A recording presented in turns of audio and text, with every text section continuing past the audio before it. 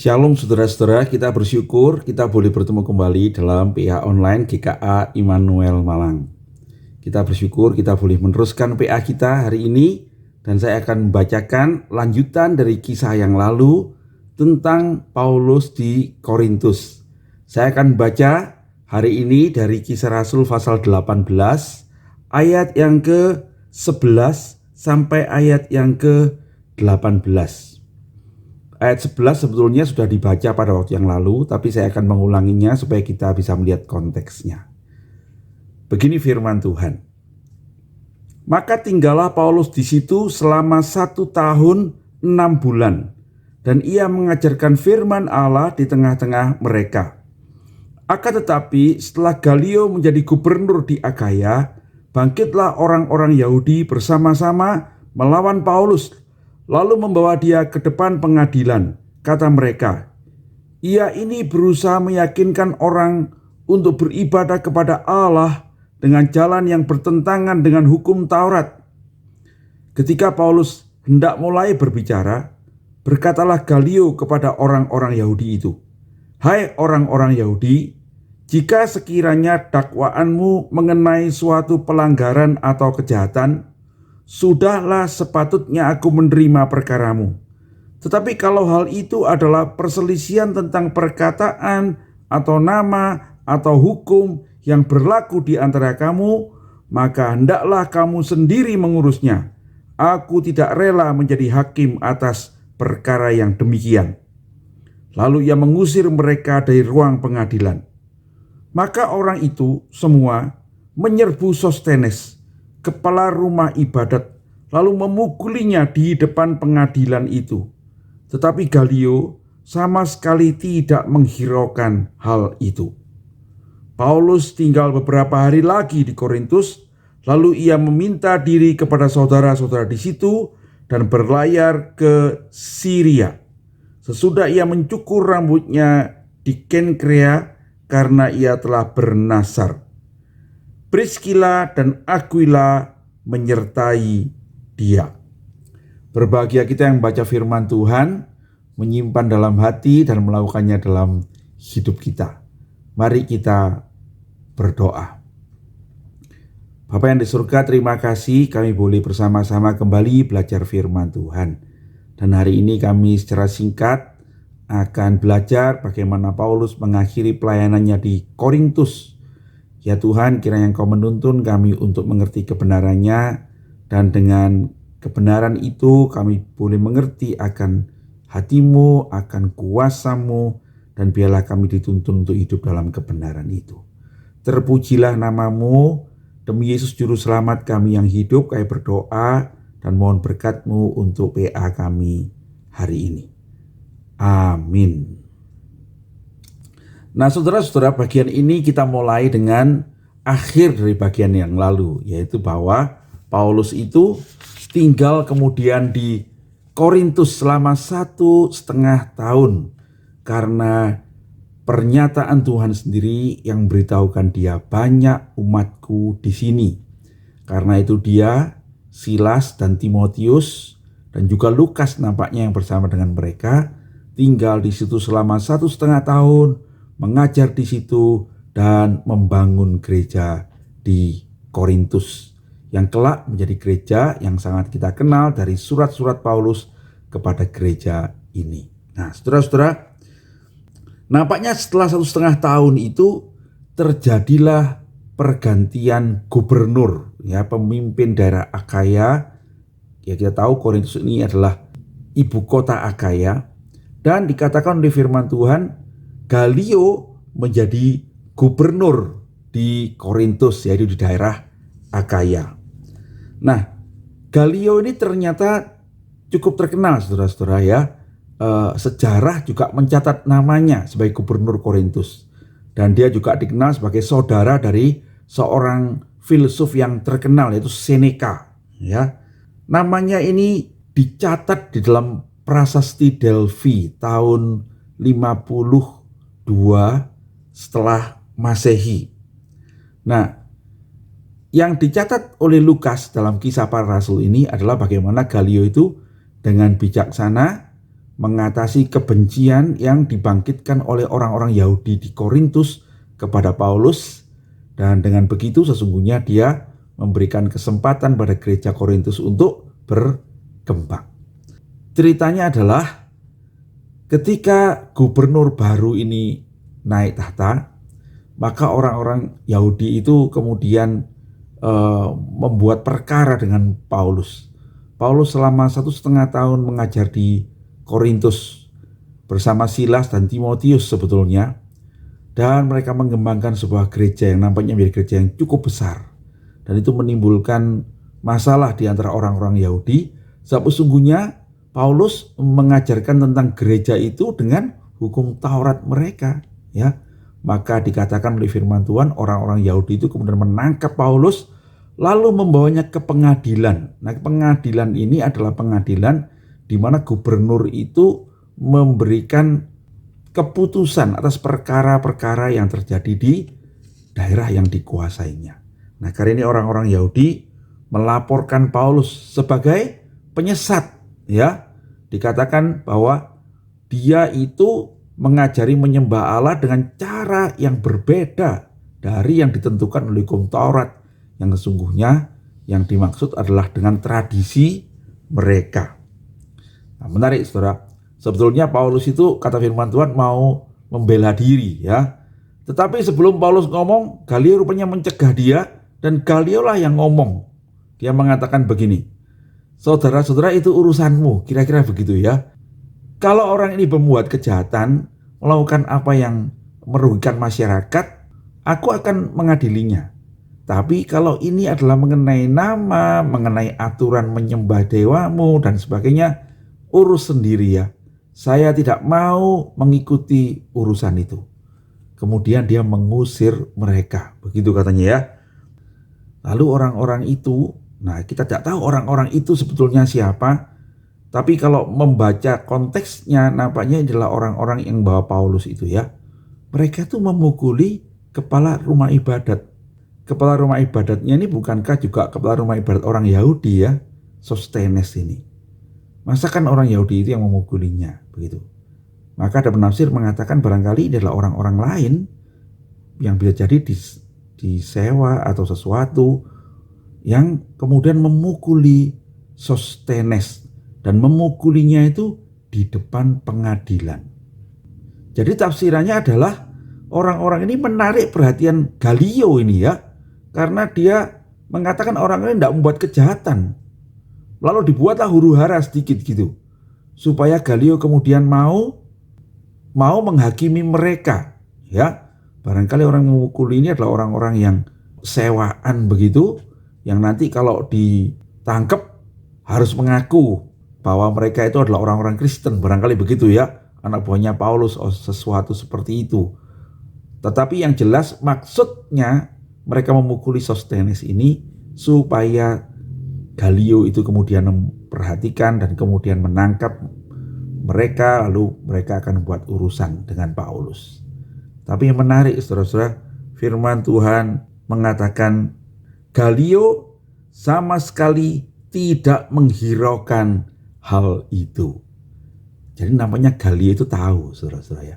Orang ini namanya pandai atau bijaksana, dan dia tahu itu adalah sesuatu yang dibuat untuk memancing dia, dan dia tidak mau tahu. Dia membiarkannya saja. Nah saudara-saudara, Sostenes ini, nama Sostenes ini muncul 2 kali di Alkitab ya. Di bagian ini di Kisah Rasul pasal ke-18 ayat yang ke-17.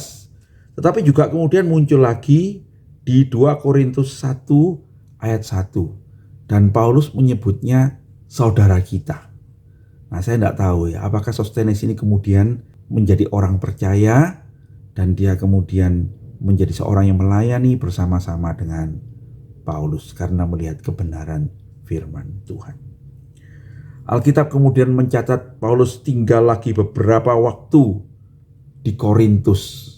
Dan setelah itu dia pergi berpamitan dengan saudara-saudara untuk meneruskan perjalanan ke Asia, ke Syria.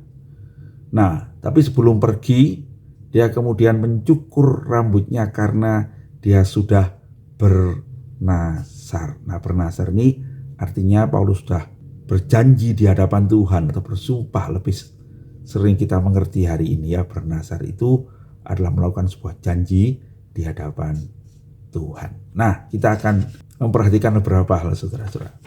Yang pertama, cerita ini memberitahukan kita tentang bagaimana orang-orang Kristen itu diperhadapkan dengan perubahan. Dalam konteks ini adalah perubahan kekuasaan yang selalu biasanya dimanfaatkan oleh orang-orang yang bisa jadi tidak mengenal kekristenan atau membenci Kristen itu untuk membuat sesuatu yang buruk pada kekristenan.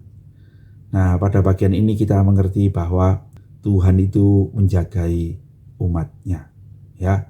Sekalipun Galio itu tidak mengerti kekristenan pada waktu itu. Sekali lagi saya mau bilang, saudara-saudara, waktu itu Kristenan sangat sedikit ya. Bukan seperti agama Kristen hari ini yang dianut oleh sepertiga penduduk dunia, enggak gitu ya. Waktu itu orang Kristen sangat sedikit. Jadi ini adalah agama yang asing. Bahkan orang Yahudi lebih banyak, ya, orang beragama Yahudi itu lebih banyak daripada orang-orang yang beragama Kristen. Nah, tetapi Tuhan memelihara umatnya, ya. Tuhan membuat Galio dengan bijaksana mengatasi huru-hara dan tuduhan yang dialamatkan kepada orang-orang percaya. Yang kedua, saudara-saudara, kita melihat bagaimana Paulus dan orang-orang Kristen di Korintus itu menghadapi itu semua dengan tetap tenang. Paulus diseret ke pengadilan, dan sebetulnya kalau kita membaca, Paulus bersiap untuk menjawab setiap tuduhan. Dia melakukannya dengan tetap tenang, ya. Dan yang ketiga, saudara-saudara, ini menarik. Justru melalui keadaan-keadaan yang menyulitkan ini, kadang-kadang nyatalah kebenaran iman itu.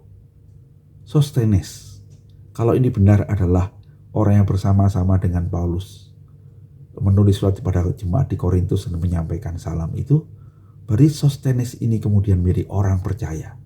Dia yang semula adalah kepala rumah ibadat orang Yahudi. Kemudian dia pun menjadi orang Kristen. Jadi kesukaran, perubahan, pergumulan, biarlah kita menghadapinya dengan hati yang tenang, dengan percaya kepada pertolongan Tuhan, dan percayalah Tuhan turut bekerja dalam segala sesuatu itu, bahkan untuk mendatangkan kebaikan, ya, keselamatan bagi orang-orang yang mendengarkan Injil Tuhan. Satu lagi barangkali yang secara singkat mau kita bahas tentang bernasar, ya. Nah, saudara-saudara, Paulus ini bernasar, ya, dan kalau kita membaca tentang Paulus bernasar ini sebetulnya ada 2 kali Paulus itu bernasar, ya. Dan yang pertama di sini, dan nanti dia juga akan melakukan penggenapan nasarnya itu di dalam Kisah Rasul pasal 21. Ya, di situ ada rasul-rasul bahkan mendorong Paulus untuk menyelesaikan nasar itu, ya. Nah, saudara-saudara, Alkitab Perjanjian Lama menulis banyak sekali tentang nasar. Bahkan hukum Taurat mengajarkan bagaimana harus bernasar, bagaimana harus menepati nasar itu, ya. Ada orang-orang yang meminta kepada Tuhan, berdoa dengan berjanji, itu nasar itu, ya. Berjanji kalau doanya dikabulkan, kalau Tuhan menolong, dia akan melakukan sesuatu, ya. Nasar ini juga bisa dalam arti bersumpah, ya. Bersumpah yang menyatakan bahwa aku tidak bersalah, misalnya gitu, ya. Lalu dia bersumpah, bernasar demi nama Tuhan atau yang lain. Nah, Perjanjian Baru mencatat di dalam Matius 5 ayat 34-37 bahwa Tuhan Yesus itu memperingatkan orang percaya, kita semua, untuk tidak bernasar. Jangan bersumpah, tetapi perkataan kita haruslah bisa dipercaya tanpa sumpah itu. Kalau ya, katakan ya. Kalau tidak, katakan tidak. Saya akan bacakan untuk saudara. Matius 5 ayat 34-37. Begini kata Tuhan Yesus. Kamu telah mendengar pula difirmankan kepada nenek moyang kita, jangan bersumpah palsu, melainkan peganglah sumpahmu di depan Tuhan. Tetapi aku, yaitu Tuhan Yesus berkata kepadamu, janganlah sekali-kali bersumpah, baik demi langit, karena langit adalah tata Allah, maupun demi bumi, karena bumi adalah tumpuan kakinya, ataupun demi Yerusalem, karena Yerusalem adalah kota raja besar.